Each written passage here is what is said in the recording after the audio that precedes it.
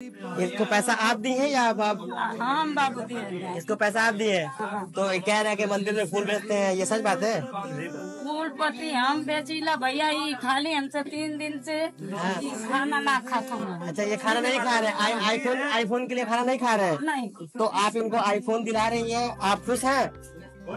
खुश हैं बाकी।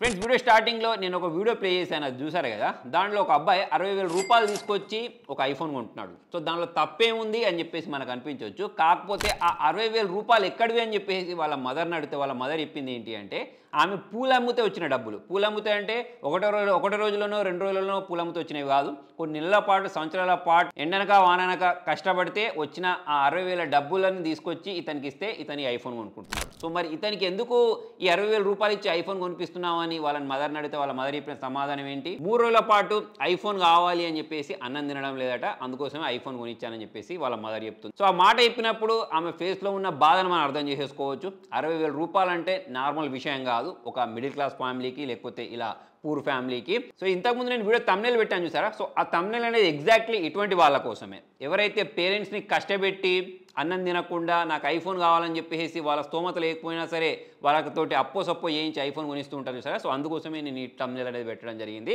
యాక్చువల్లీ మ్యాటర్ ఏంటి అంటే, రేపు సెప్టెంబర్ 9th మళ్ళీ కొత్త మోడల్ ఐఫోన్ అనేది లాంచ్ అవుద్ది. సో దీనికోసం జనాలు బారులు తీరి మరీ లైన్లో నించొని మరి ఫస్ట్ ఐఫోన్ కొనుక్కోవడానికి ట్రై చేస్తూ ఉంటారు. మరి ఈ వీడియోలో మనం దీని గురించే మాట్లాడదాం. ఎందుకు జనాలు ఐఫోన్ మీద అంత పిచ్చి ప్రేమ పెంచుకున్నారు? ఐఫోన్ లేకపోతే మనం బతకలేమా? ఎస్పెషల్లీ మిడిల్ క్లాస్ ఫ్యామిలీలో ఉన్న వాళ్ళు ఐఫోన్ కొనుక్కోవడానికి ఎందుకు ఇంట్రెస్ట్ చూపిస్తూ ఉంటారు? యూత్ ఐఫోన్ కొనుక్కోవడానికి ఎందుకు ఇంత ఇంట్రెస్ట్ చూపిస్తారు అనే దాని గురించి అయితే ఈ వీడియోలో మనం మాట్లాడదాం. మరి ఐఫోన్ పిచ్చికి బీజం ఇప్పుడు కాదు పడింది, 2007లోనే పడింది. ఎప్పుడైతే స్టీవ్ జాబ్స్ ఈ ఐఫోన్ని లాంచ్ చేశారో అప్పటి నుంచే దీనికి బీజం పడింది. యాక్చువల్లీ ఈ ఐఫోన్ లాంచ్ అవ్వకముందు మనకు ఫోన్స్ అనేవి ఎలా కనిపించేవంటే, మనకు స్క్రీన్లో సగం కీబోర్డ్ ఉండేది, సగం మాత్రమే స్క్రీన్ ఉండేది. నేను ఐఫోన్ ఎలా లాంచ్ చేశాడంటే స్క్రీన్ మొత్తం డిస్ప్లే ఉండే విధంగా లాంచ్ చేశాడు. ఈ ఐఫోన్ ఇంత ఎక్కువ క్లిక్ కావడానికి దీని ఫుల్ స్క్రీన్ ఒక రీజన్ అయితే, ఇంకోటి ఐపాడ్, ఫోన్స్, ఇంటర్నెట్, ఇవి 3 ఒకటే ఫోన్లో యూజ్ చేసుకునే విధంగా 2007లో ఈయన లాంచ్ చేశాడు. అప్పటి వరకు జనాలకు ఇటువంటి గ్యాడ్జెట్, ఇటువంటి వస్తువు కనిపించలేదు.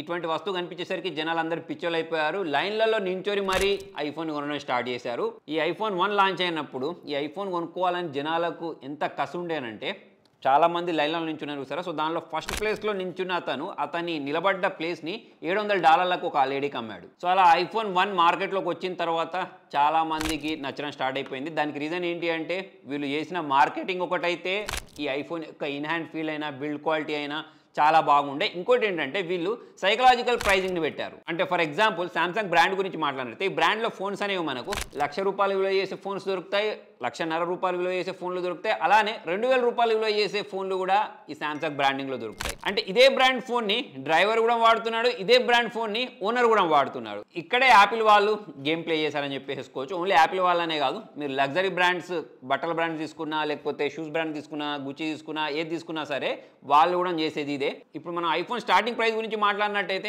60,000 నుంచి స్టార్ట్ అవుద్ది. అంటే ఇది ఓన్లీ రిచ్ పీపుల్స్ మాత్రమే అఫోర్డ్ చేయగలరు. అంటే ఐఫోన్ ఎవరి చేతిలో ఉంటే వాళ్ళు రిచ్ అని చెప్పేసే భావన ఏదైతే ఉంటుందో వాళ్ళు నాటడం స్టార్ట్ చేశారు. అందుకోసమే జనాలు ఐఫోన్ కొనడం స్టార్ట్ చేసేశారు. మా చేతిలో ఐఫోన్ ఉంటే మేము రిచ్ అని చెప్పేసి జనాలు అనుకుంటారు అని చెప్పేసి ఐఫోన్ కొంటున్నారు. ఫ్రెండ్స్, ఇంతవరకు నేను చెప్పింది ఫేజ్ 1. ఫేజ్ 2 అనేది 2015లో జియో వాళ్ళు ఫ్రీ ఇంటర్నెట్ ఎప్పటి నుంచి అయితే ఇవ్వడం స్టార్ట్ చేసేసారో అప్పటి నుంచి ఇండియాలో ఐఫోన్ అంటే పిచ్ అనేది ఇంకెక్కువ ముదిరిపోయింది. సో అప్పటి వరకు మనం ఐఫోన్ చూడాలి అంటే సెలబ్రిటీ చేతులలోనో, పొలిటీషియన్ చేతులలోనో, లేకపోతే ఎక్కువగా రిచ్ ఉన్న వాళ్ళ చేతిలోనే బయట ఎక్కడైనా చూసేవాళ్ళం.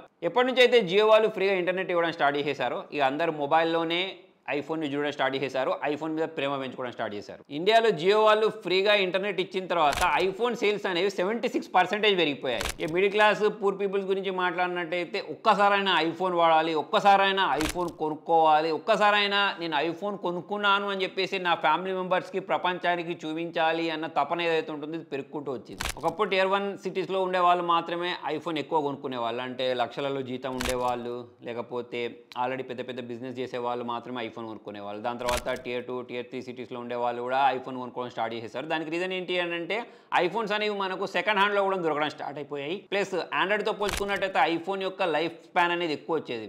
ఆండ్రాయిడ్ ఫోన్స్ అనేవి 2-3 ఇయర్స్కి మాత్రమే పాడైపోయాయి. అదే ఐఫోన్ గురించి మాట్లాడితే 5-6 ఇయర్స్ వాడుకోవచ్చు. ఇంతకుముందు చెప్పినట్టు Tier 1 సిటీస్లో ఉండేవాళ్ళు, అంటే ₹1,00,000 లేకపోతే దానికంటే ఎక్కువ సంపాదించే వాళ్ళు, పెద్ద పెద్ద బిజినెస్ చేసే వాళ్ళు ఐఫోన్ వాడుతున్నారు కాబట్టి మనం కూడా ఐఫోన్ వాడితే మనల్ని కూడా రిచ్ అనుకుంటారు అనే భావన అనేది జనాలలో కలగడం మొదలైపోయింది. మన ఇండియన్ పాపులేషన్ గురించి మాట్లాడినట్టయితే అందులో యూత్ ఎక్కువ ఉన్నారు, 65% వరకు ఉన్నారు. దానిలో మళ్ళీ 35 ఇయర్స్ లోపు వాళ్ళు ఎక్కువ ఉన్నారు. వాళ్ళే ఎక్కువగా ఈ ఐఫోన్ కొనుక్కోవడానికి ఇంట్రెస్ట్ చూపిస్తున్నారు. ఫ్రెండ్స్, ఇక్కడ నుంచి చెప్పేది కొంచెం జాగ్రత్తగా వినండి. యాక్చువల్లీ మన ఇండియాలో యావరేజ్ శాలరీ వచ్చేసి ₹20,000.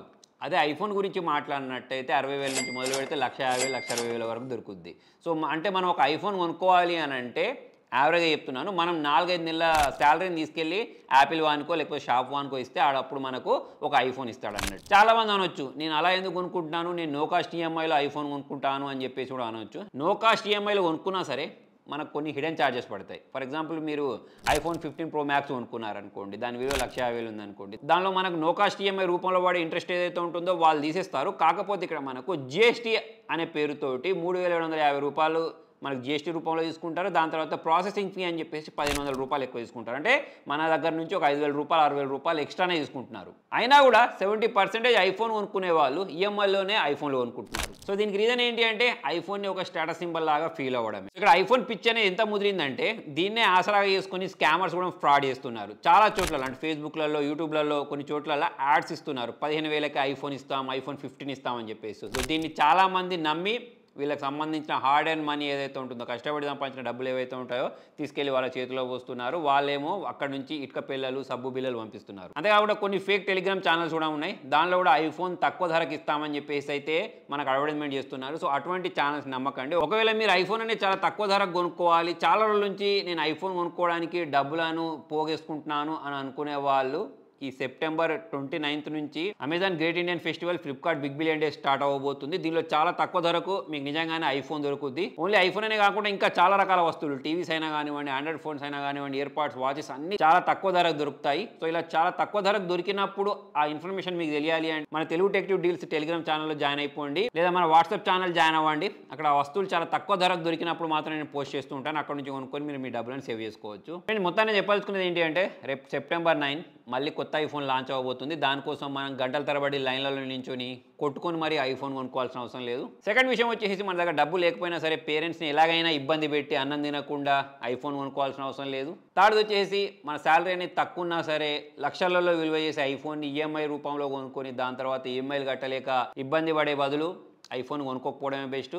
లాస్ట్ అండ్ ఫైనల్ విషయం, ఐఫోన్ ఉంటేనే మనం డబ్బులు ఉన్న వాళ్ళు అనుకుంటారు, ఐఫోన్ వాడితేనే మనని రిచ్ అనుకుంటారు అనే భ్రమ ఏదైతే ఉంటుందో దాన్ని తీసేయండి. ఒకవేళ మనం ఐఫోన్ని అఫోర్డ్ చేయగలిగే స్థితిలో ఉన్నప్పుడు మాత్రం మనం ఐఫోన్ కొనుక్కుంటే తప్పేం లేదు. దీనికి ఉండే ఫీచర్స్ అనేవి, దీనికి ఉండే ప్లస్ పాయింట్స్ అనేవి దీనికి ఉన్నాయి. సో దీని గురించి ఇంకా డీటెయిల్గా ఎక్స్ప్లెయిన్ చేసిన వీడియో నేను 2 సంవత్సరాల క్రితమే చేశాను. ఆ వీడియో ఇక్కడ మీరు చూడొచ్చు. ప్లస్ ఐఫోన్ సంబంధించిన అడ్వాంటేజ్, డిసడ్వాంటేజ్ వీడియో కూడా మీరు ఇక్కడ నుంచి చూడొచ్చు. Thank you.